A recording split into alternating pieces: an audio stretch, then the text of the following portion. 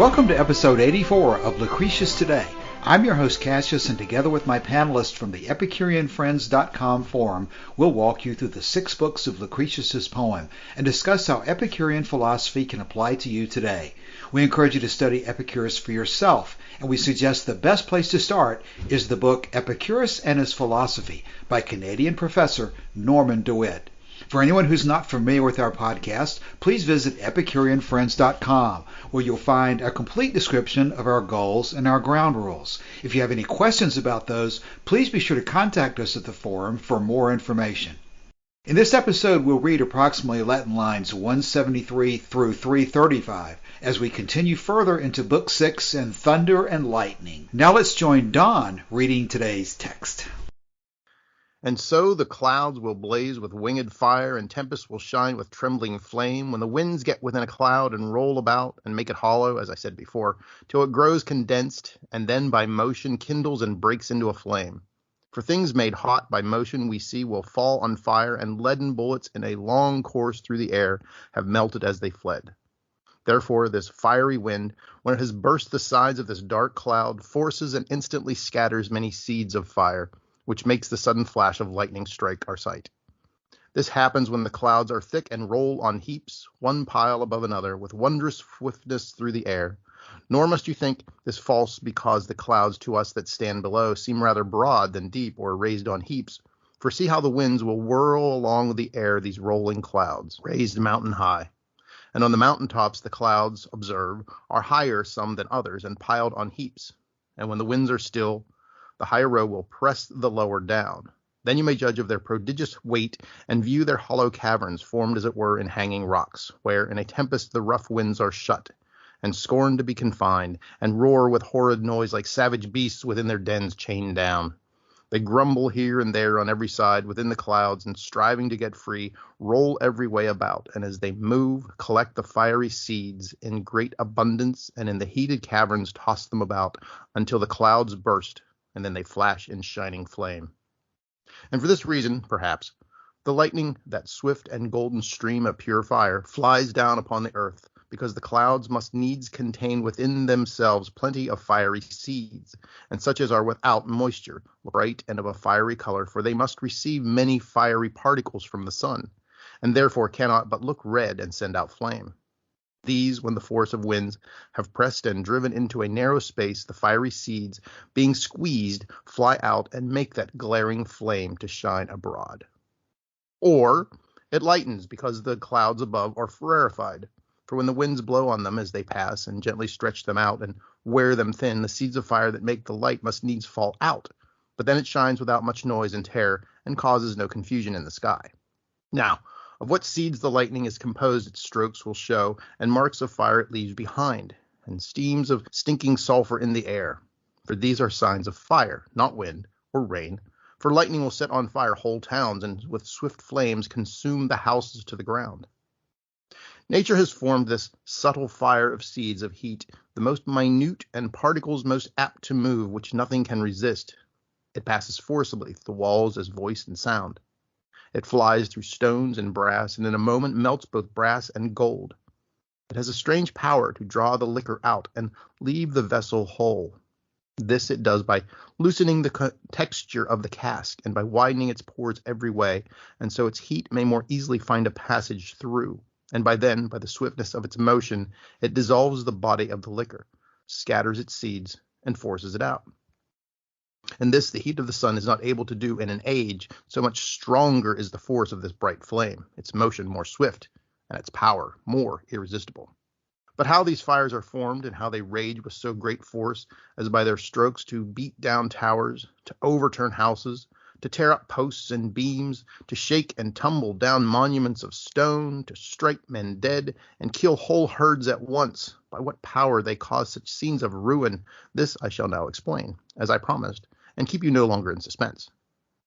You are to observe, then, that thunder is produced from thick clouds raised high one above another in the air. For the thunder never roars in a clear sky, nor is it discharged from clouds that are not thick and condensed, and this is evident from common observation. The clouds thicken every way over all the heavens, as if the whole mass of darkness had left the shades of hell and filled the spacious hollows of the sky. And this dark heap of clouds spreads a dreadful night over our heads and makes us tremble here below. These are the signs when a tempest is forging thunder in the air. Besides, a black cloud is often observed at sea, below the dark regions of the clouds that falls from the sky like a stream of flowing pitch into the water, and being full of fire and wind, draws a black tempest with it, loaded with storms and thunder, so that those at land tremble and fly for shelter to their houses. Those clouds, then, you must think, are high above our heads. They could not overwhelm the earth with so much darkness were they not raised on heaps above, and driven between us and the sun's light. Nor could they load the earth with so great showers, and make the rivers swell and drown the plains, unless the clouds were raised on heaps in the upper regions of the air.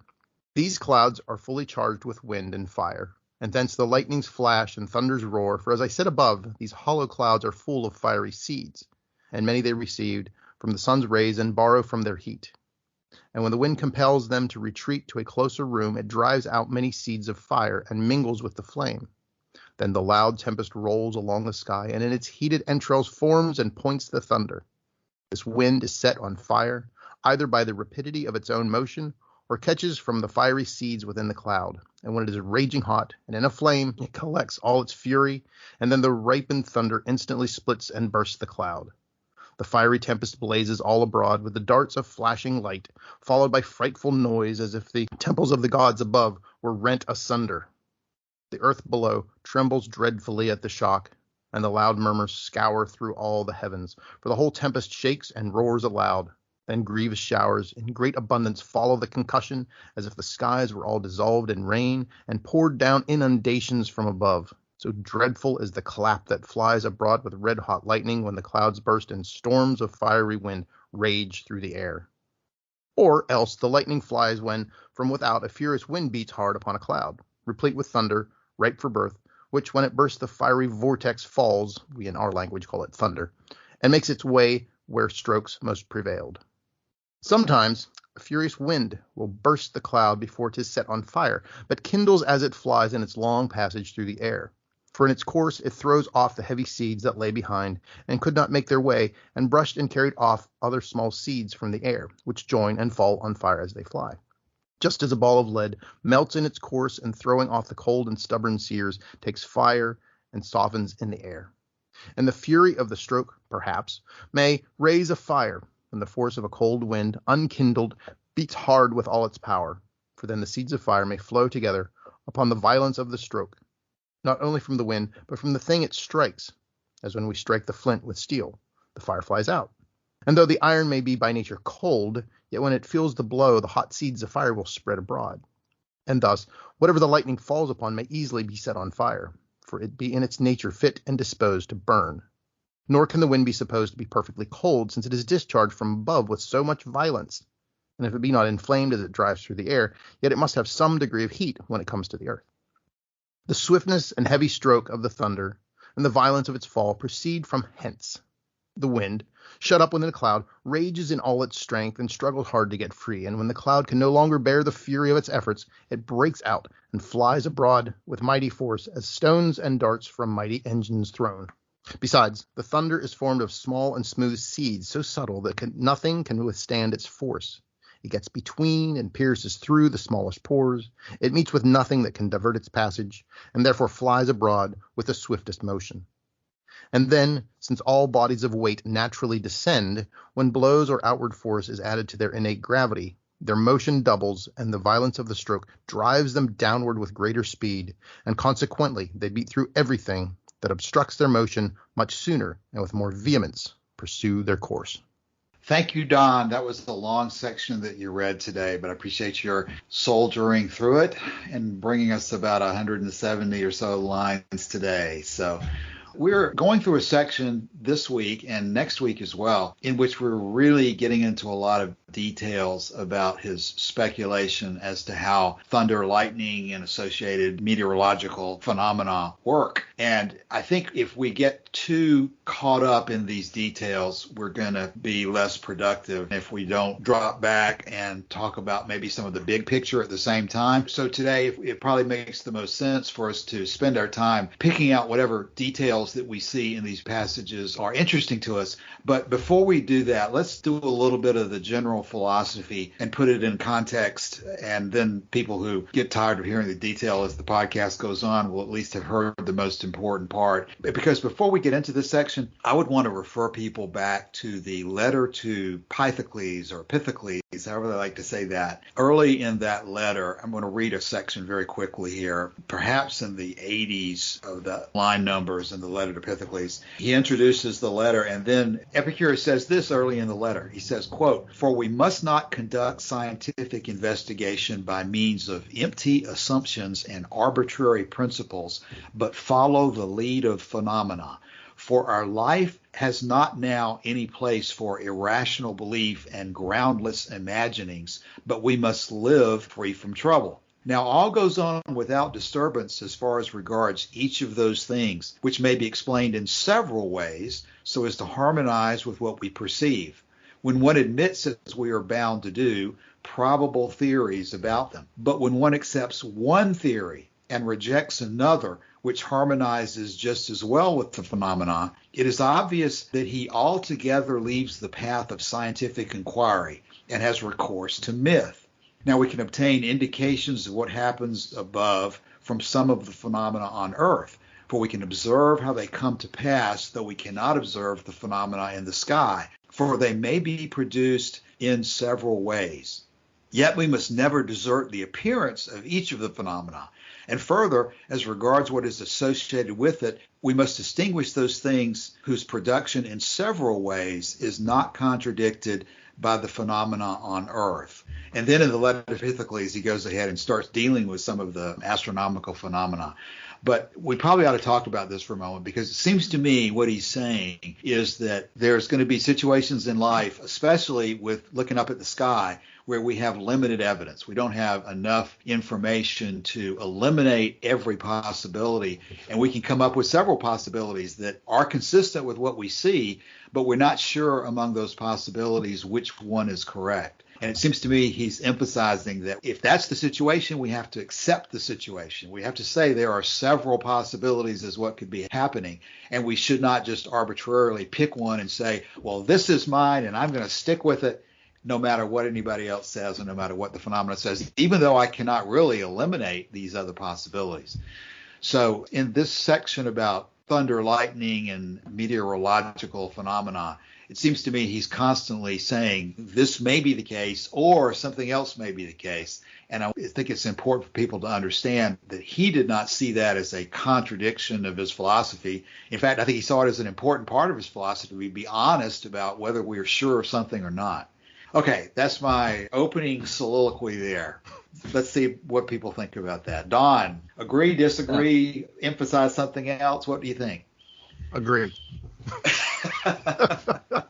Martin, what do you think about that? I mean, this was very good that you added this in, because when I read this passage from Lucretius, I wasn't sure what he means with this in alternatives. Does he mean depending on the case this happens and another time that happens, or is it we just don't know what the one real mechanism is?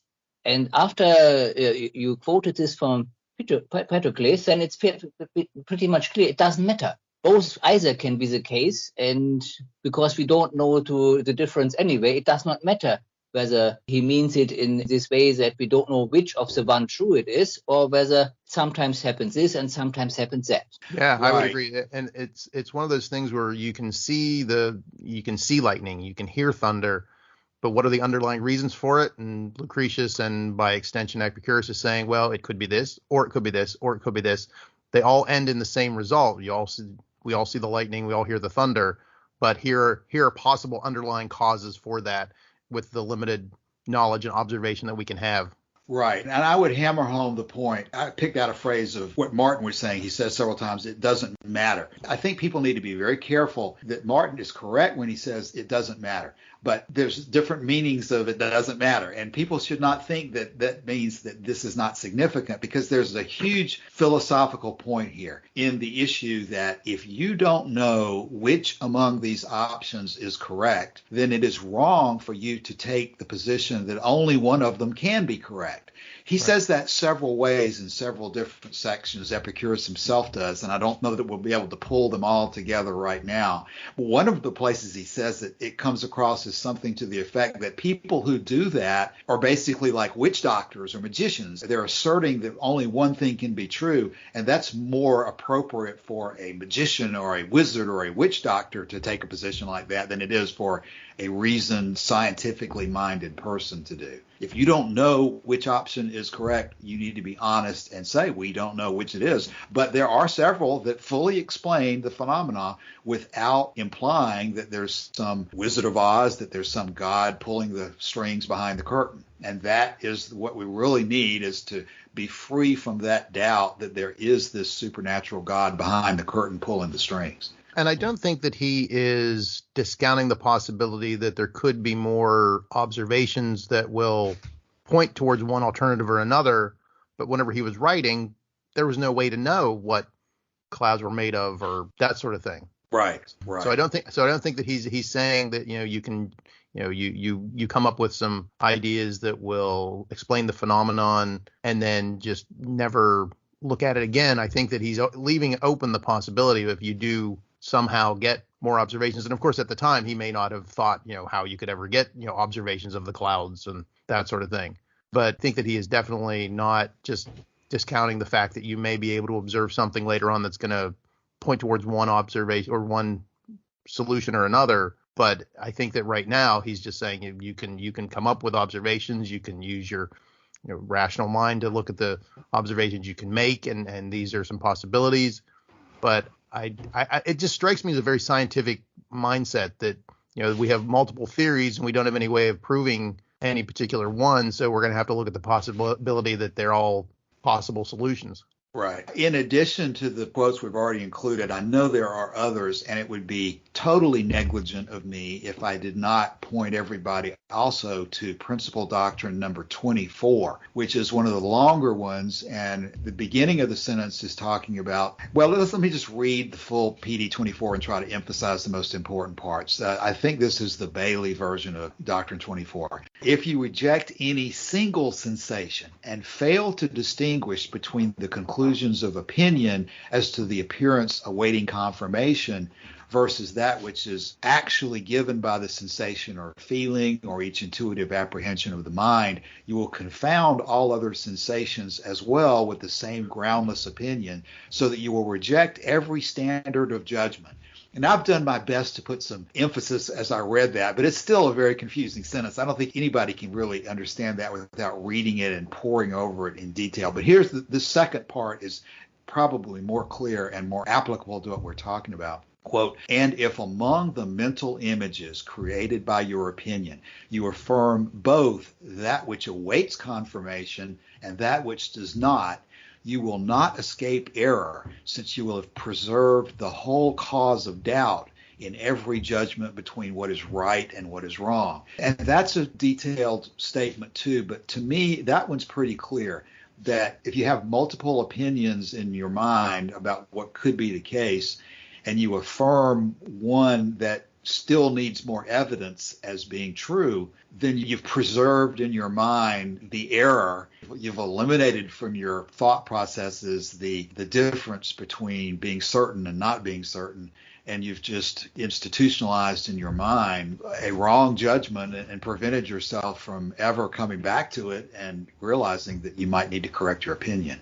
And all of that is very difficult to articulate, but I believe that's what we're talking about here. I believe 24 and these comments from Epicurus and Lucretius has them in other sections of the poem too, are all pointing in this direction. Don't be so dogmatic about something unless you are really, really, really sure you have the evidence to back it up. Yeah. Whenever you were reading that PD 24 and you used the words right or wrong, I immediately wondered whether it was a moral stance or whether it was a factual stance. And I have to think he's talking about right and wrong in the sense of factual accuracy. I hear people say sometimes that Aristotle or certain others have a correspondence theory of truth, which I interpret to mean that your opinion needs to correspond as closely as possible with what is true. as if you're comparing point by point by point down the line to see if your observation is accurate enough. That's what I would think he means by right and wrong there. Yeah. I think the same thing. I looked it up, and the word he actually uses, interestingly enough, it's not two different words. Let me go back here right now. Sorry, and I'm sorry for bringing up the Greek again. But the word he actually uses is orthos, and he says it's either orthos or not orthos. So he uses the same word, and of course that's where we get orthography and orthodox and the right, true belief. The word orthos is right or true or correct. So I do think you're right that it is he's talking about a factual basis there, and not some sort of, don't try and like read into that like a moral meaning to that word. But I find it interesting that he uses the same word, and not, because that's one of the, and anybody that looks at the forum knows my hobby horse's translation. But the fact that we use right and wrong there, and he actually uses the same word but just negates it the second time, I think is just kind of interesting. I really strongly believe that PD24 here would be one of the most productive to just really dig into and talk about and explain. And I really do not see it discussed out on the internet nearly as often as I think it deserves, because this is right at the center of the whole epistemological or canonical theory of knowledge that Epicurus was advocating. And it applies all across the board. It's really behind all of our discussions, I think, about the gods as well. He's got a theory of the gods that is non-supernatural. I feel like he probably admitted that a lot of what he was saying was speculation that could not be proved. But with this attitude of acknowledging and affirming that keeping alternate explanations in your mind is sufficient, then you can look at that as a weakness, or you can understand that it's a strength of the philosophy. And I think you have to see it as a strength of the philosophy, because he's right. It is wrong to take the position that you're confident of something when you don't have the evidence to support it. Mm-hmm. And there is no God, and there is no Plato absolute ideal dimension that you can go to and say, there's my answer with absolute certainty. Everybody has to sort all these things out in their own mind, with their own evidence and their own experience. And there's no crutch or outside standard that you can say, well, I can just look to that and go with that decision. It just does not exist. And that's not a weakness of the philosophy. It's the strength of it. Right. And I think the long text there of Principal Doctrine 24 gets at the point too, where that these are arbitrary demarcations in this list too, that the original Greek manuscripts just floated together like any book. And I think you could easily make an argument for, like, if you're going to make a list, to pull out that, if your idea is based upon opinion, that could easily be taken out as a separate one. But I think reading 24 and 25 together too makes sense, that maybe that was originally a paragraph or one thought, that sort of thing. But I should say too that, we're throwing around the principal doctrines here for anybody who just happens upon this episode of the podcast out of the blue. Should we briefly say what the principal doctrines are? Sure, go ahead. Well, okay, correct me if I'm wrong, and see how this does it. They're in Diogenes Laertius's book, The Lives of the Eminent Philosophers.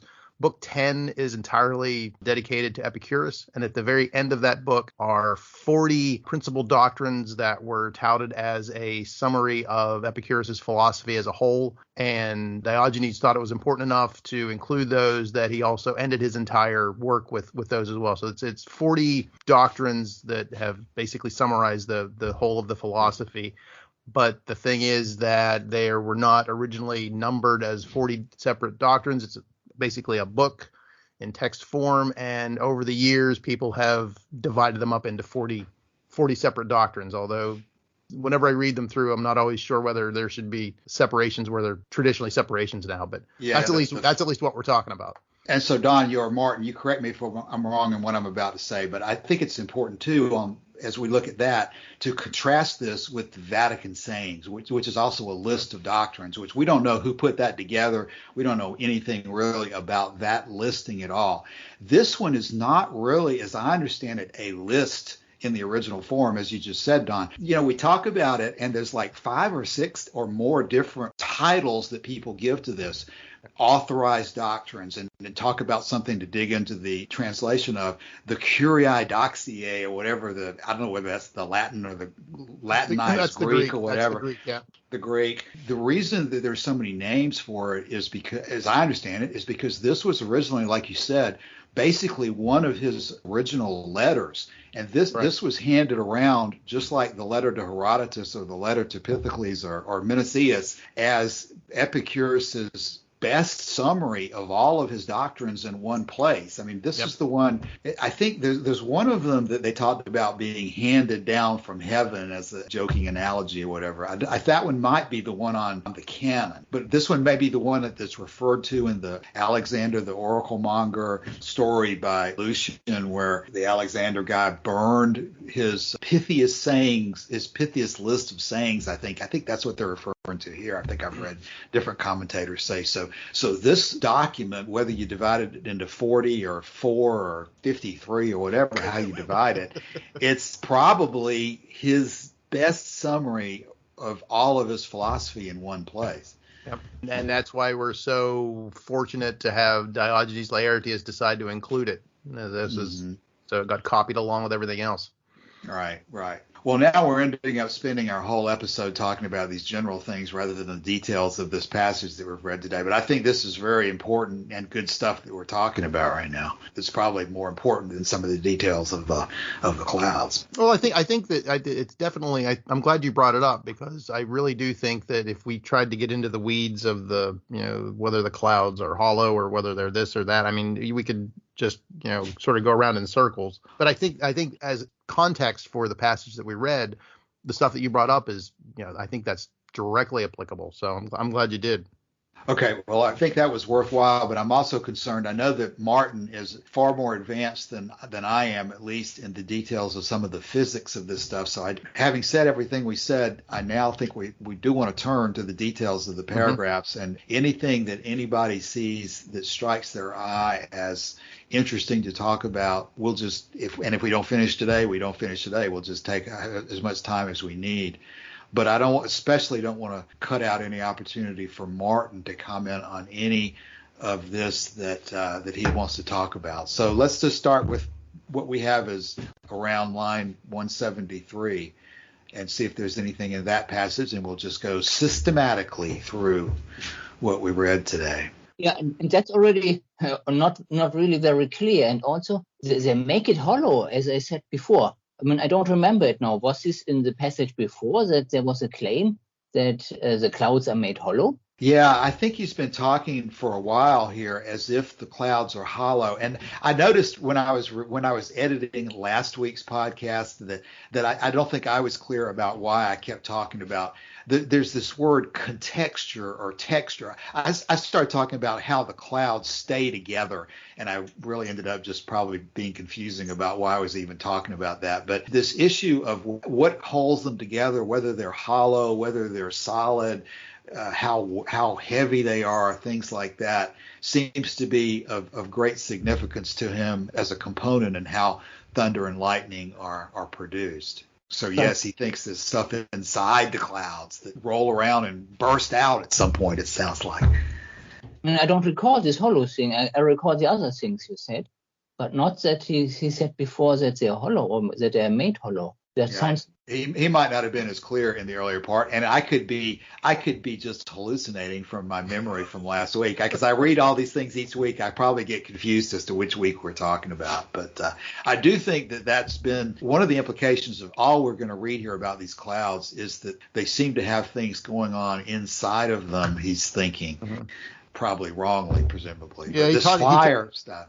Go ahead. Yeah, he talks down through there about the hollow. You can view their hollow caverns, and I can see that if you look up at a cloud and it's like rolling around. It almost looks like there's little caves and little indentations, and I mean they're fascinating things to look at. But I think that could very well be where he's getting the idea that they're hollow. That it almost looks like you can see inside of them sometimes whenever there's big puffy clouds. as if they're confining the wind and the fire within them. I'm still looking at this passage 173 here as we move through it, and when he talks about the prodigious weight and their hollow caverns, where in a tempest the rough winds are shut, and scorn to be confined, and roar with horrid noise like savage beasts within their dens chained down. It's as if what we see of the outside of the clouds is concealing a bunch of stuff going on inside the clouds. Exactly, yeah. Yeah, but that is not factual. I mean, I've been ascending and descending through clouds many times by airplane. I never encountered a pillow. That would be an example of a superior bit of evidence that Martin Hoover has. Another vantage point for observation. Yeah. When we see texture, we see some outside things, and there's quite some change on the surface. But inside, there appear to me fairly dense mist, no? And fairly homogeneous. So it's really at the boundary between what we say is part of the cloud and what is no more of the cloud. This boundary is also not that sharp when we get close by, but compared to the total size of the clouds, that transition area is smaller. No? So that's why we perceive from a distance clouds as fairly sharp. No? Exactly, but that is that sharp. But where something is going on is typically really at the surface of what we perceive is a boundary of the cloud, and inside it does not look that much of that there's a change. So that must be just a limit of their knowledge. I would have thought that they would, if you went up to the top of a mountain and you got surrounded by the clouds at the top of the mountain, you might, from that, almost be like in an airplane, presume that you're in the middle of a cloud, but maybe they just weren't sure. Yeah, the thing is, when you do this one, you're already in an area where the cloud is bound, it has a boundary with the mountain and has then probably some intense interaction. So my impression is that these clouds which I walked through in mountains were thinner than those clouds where we pass through with the airplane. Well, I see, like in the beginning of, as we go to 204, is going to be the first example, and it says, and for this reason, perhaps. I don't know whether Monroe and Bailey and everybody else have that, or whether that's Browne putting in the perhaps, but I think that's an example of how he knows he needs to hedge and not presume that everything is absolutely clear. Okay, then that's the next sentence. For things made hot by motion, correct observation. So we see will fall on fire. That one also by the friction from motion we can produce fire. And then something very interesting. Leaden bullets in a long course through the air have many and they fled. This is what I would not have expected, that the ancients could have done that. So they, I know from my experience with air guns. So even air gun has a lot less power than the gunpowder or whatever explosive-driven gun. Still, when I looked at the bullets when they after the shot, they were molten. So that means it's a correct observation that bullets can be molten. But I don't think that this is from an air gun, from the passing through the air. This is rather from what happens inside the gun. Because even though the original force is transmitted by spring, but this by a mechanism, this spring is converted to compressing air, and this, of course, when you quickly compress air to fairly high pressure, then it becomes very hot, and then this hot air gets in close contact with the bullet, and then transfers its heat to the bullet, and then pushes it out. So I would rather expect that this portion of the contact with the compressed air, and because when the expansion of the air pushes the bullet, the air cools down, but then it's no more in close contact with the bullet. So that's why the bullet may keep its heat, whereas the air which has driven it has become cooler again in total. No? Plus, there will be probably some friction of the bullet within the barrel, and this one may add to this. But I don't think that the travel through the air will heat up the bullet further. Well, my question is, what kind of bullet is he talking about in 50 BC? Exactly. They use lead shot in slingshots and probably other projectile weapons. It's been quite interesting. So how did they accelerate them so quickly? Because there is a reason that they use air as an intermediate mechanism, because with just a spring, you wouldn't get the bullet that fast, or it's not as easily as fast as you get if you insert some sort of a pneumatic mechanism. Wow. And of course, I did a quick search on the internet for ancient lead shot, and the first article that comes up is from National Geographic, and the headline is "Ancient slingshot was as deadly as a .44 Magnum." huh. So there you go. And of course, Monroe and Bailey confirm basically what he's saying. I see Monroe says, nay, a leaden ball in whirling through a long course even melts. And Bailey says, yea, even a ball of lead too, whirling in a long course will melt. So he followed Monroe exactly almost. So I suspect rather when it hits the target, the bullet deforms suddenly, and that one heats it up. So I think it's rather the impact and deformation and internal friction then which produces and melts it, rather than the travel through the air. Yeah, I was thinking the same exact thing, Martin. So he's looking at the result and trying to extrapolate from there. Mm-hmm. But it's still quite interesting. It's completely unexpected to me that they would be able to have leaden bullets which were molten when they are. But also, of course, I'm very simplistic in my thinking sometimes. I guess I would think if what we're talking about is some kind of a leaden ball that's sent through a slingshot, there'd be a lot of instances of that where they'd sling them through the air and it wouldn't necessarily hit anything. It would eventually just fall to the ground, and it would not be necessarily a lot of impact damage. I was thinking to myself when you were listening to you guys that you're talking about, well, it gets deformed when it hits its target. But I guess to me, when you're talking about, if you're talking about slingshots or those, what do you call those things? Trebuchets or something like that? Trebuchets, yeah. Trebuchets. Those things just kind of sling things a long distance and they kind of fall to the ground. And I wouldn't necessarily think they would necessarily get misshapen on impact with the ground as much as if they just, hit a wall or something. Anyway, that's just. And mostly people will not find them immediately when they did not hit the target. They will be much further somewhere else. And by the time they reach there, or they may not even be able to find them. But when they hit a nearby target, then it's understandable, and then they will be quickly enough there also to find them. It's more like consistent with this idea that it probably happened on impact. Because things can heat up, going through the air and pushing the air back. But I'm skeptical whether a slingshot would be able to get the velocity. Exactly. If you touch a car, it will not get that hot, even if you drive here on a German highway with 200 kilometers per hour. It is not going to melt around you. And we say, so according to Scientific American, a heavy sling bullet or stone could reach speeds of up to 100 miles an hour. Mm-hmm. And 100 miles an hour I wouldn't think would be enough to melt the lead. Exactly. Plus, because the lead has a very high density, that means the actual how to say this, the deceleration, but maybe that wouldn't matter. No, that wouldn't matter. Okay, you can scratch this out, what I just said. Well, it's interesting because, of course, we can compare this to last week's discussion on whips breaking the sound barrier. I would never have thought about that.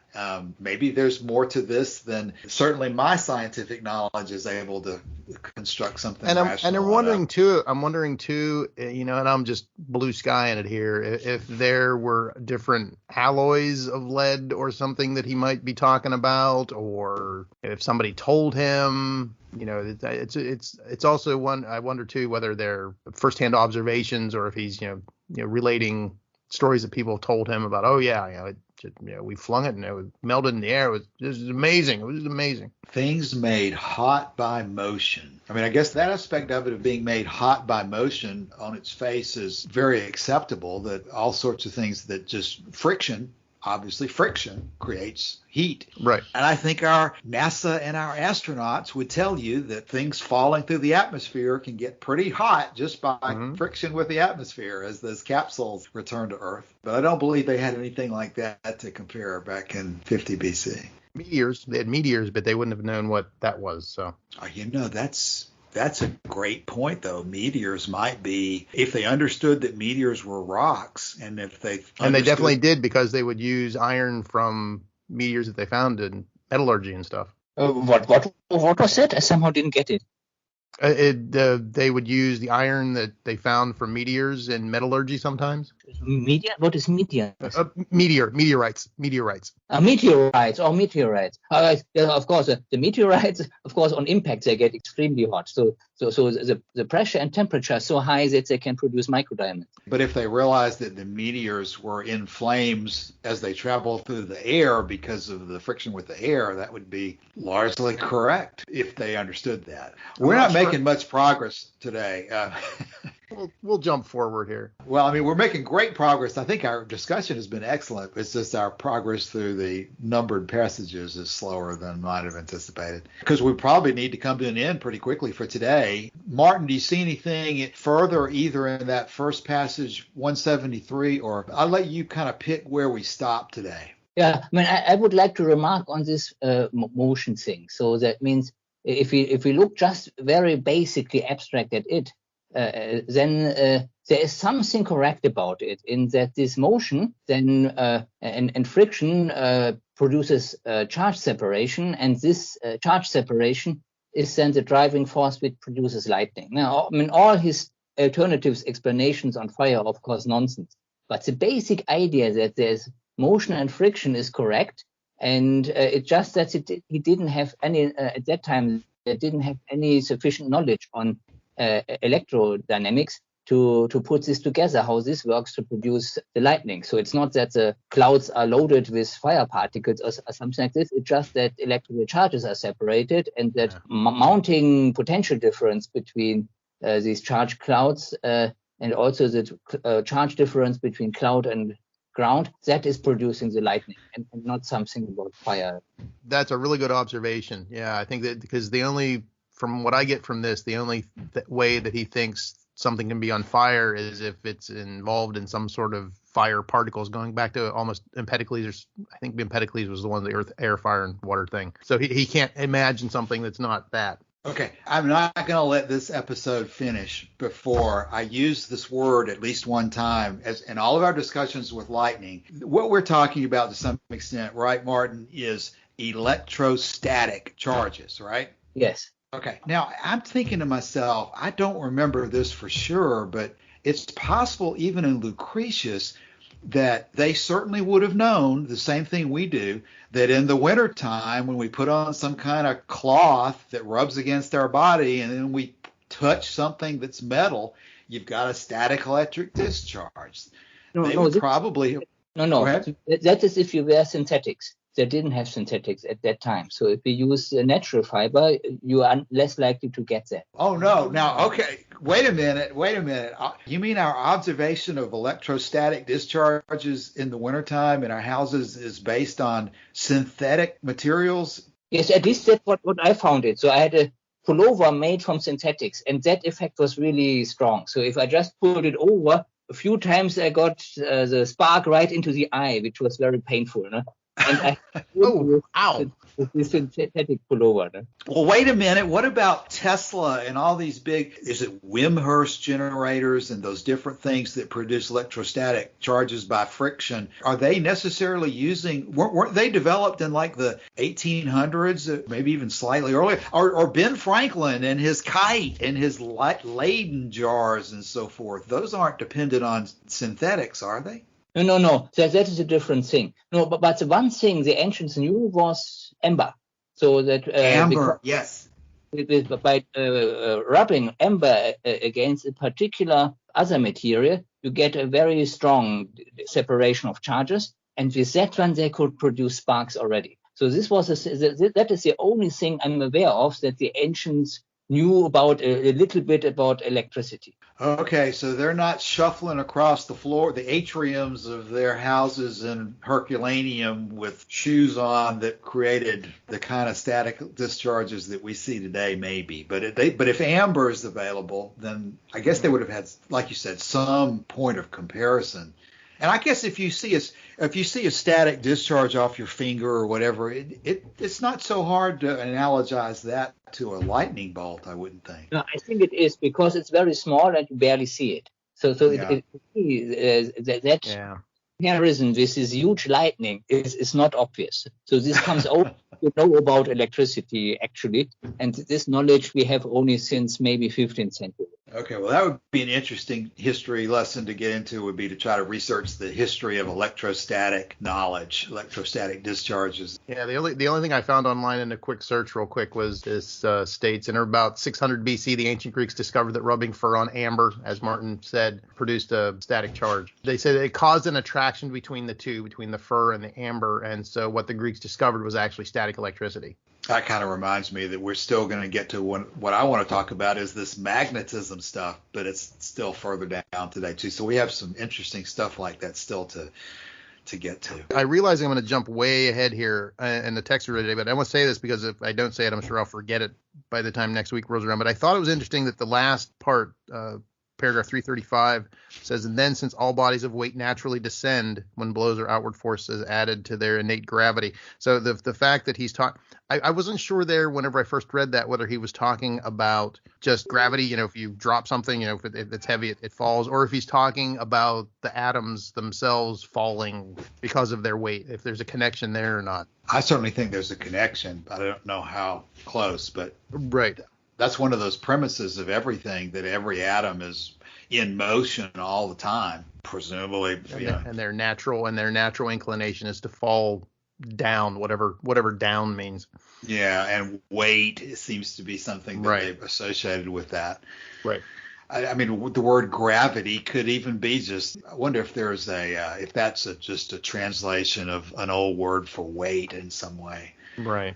And that was really behind my original question last week about what keeps a cloud together, because I gather that there's this still very interesting subject of how much mass does something have to have, or what is it that pulls things together? Because that force of gravity or whatever it is, it's not gravity that holds a cloud together, but there's something. Or the adhesion of the molecules, that sort of thing. And Martin would be more. It's obviously the hooks. It's obviously the hooks on those fundamental. It's the hooks on the atoms, exactly. Yeah, exactly. It's the hooks on the atoms. No, I think your explanation from last time, what you hinted at, was more correct. So that you have the subtle differences and gradients in temperatures and pressures, and they are governed in what areas you have get or keep the condensed droplets of the mist, and where you don't have that. And that makes it. So it has nothing to do with gravity or cohesion or adhesion forces, because they are just very low temperatures. Okay. That makes sense, because you have different temperature gradients in the air, and so the water vapor is going to condense more in some areas than it will in others. Mm-hmm. Okay. All right, let's not try to pull any more passages in for today, and I guess we can come back next week and cover anything that we want to pull out of these, and maybe we'll read some more too, and maybe we'll just keep reading through this dense material on thunder, and then just continue to have our parallel discussions and just pick out whatever we think is appropriate. And it would be nice if we just had the time to go through sentence by sentence and just see if it evokes something in our minds. But I think that would probably not be the best use of our listeners' time or frankly our time either. So I think we are good until 239. So paragraph. So my remark from before covers the next paragraph. It's just as examples where everything I said applies to until paragraph 239. So that means the one verse to discuss would be then from 246 onward. Okay, all right. Well, why don't we do that then? Next week we'll read some more, but we'll potentially look also at 246. We won't read.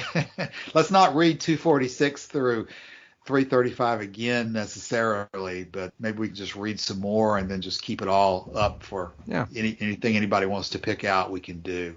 That works. So, Martin, as we close for today, what general thoughts do you have? I think I mentioned 2 general thoughts already. I have no more general thoughts. Okay, good. All right, Don, for today. I think I'm good. I think I would be remiss, though, if I did not at least quote the Bohemian Rhapsody in Thunder and Lightning. Very, very frightening.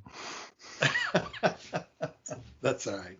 Well, I know when I was growing up that I used to be just fascinated by electrostatic discharges. And like I said, there's a Wimhurst machine. There's the ones that have the belt within them. And the ones that really fascinated me the most, that I even bought a duplicate of at one point, was those rotating plates that counter rotate, and you've got these arms that collect the static discharge, and then you can move the arms together and get about an inch of static discharge. I always found all that stuff fascinating, and so is that a Van de Graaff generator? Van de Graaff is the one with the belt in it. Yes, that's okay. The one that has. That's the one I think is associated with Tesla having that big ball at the top, and then there's a tower, and there's a belt within the tower.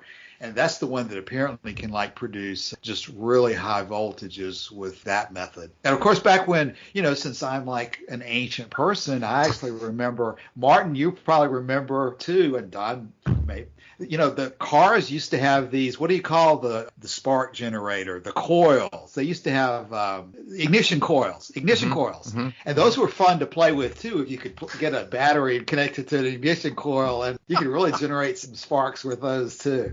We need to talk about your childhood. And amber, static electricity to me has always been, because that's where you get your free energy from.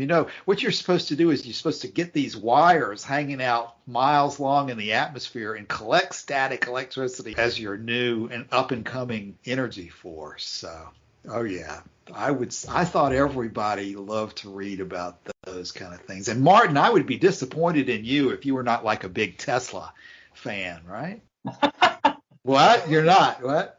No, definitely not, because I think he was over the top. He was over the top. Okay. Now, he was not German, right? He was like Serbian, right? Or something like that? I think he was Czech, no?